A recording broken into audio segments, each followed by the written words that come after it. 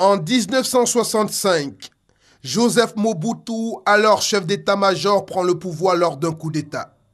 Soutenu par les pays occidentaux, notamment la Belgique et les États-Unis, la légitimité du pouvoir de Mobutu est pourtant remise en cause au sein même des rangs de ses soutiens congolais.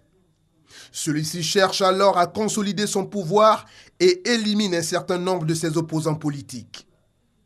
Le 29 mai 1966, Evariste Kimba, ancien Premier ministre, est arrêté aux côtés de 3 membres du gouvernement. Jérôme Anani, Emmanuel Bamba et Alexandre Mahamba.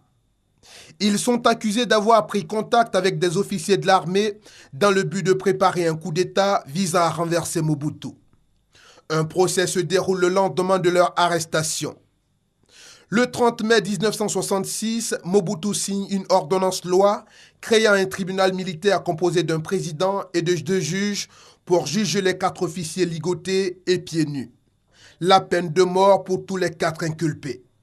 Cela va provoquer beaucoup d'indignation et d'intervention à travers le monde.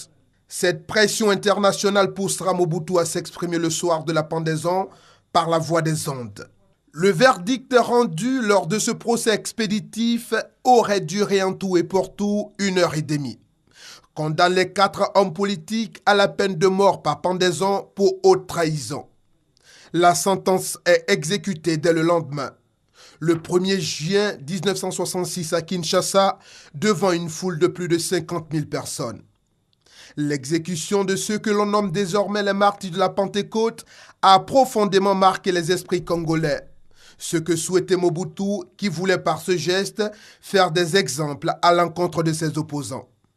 En 1987, le stade de Kanyola fut bâti à l'emplacement où eut lieu l'exécution.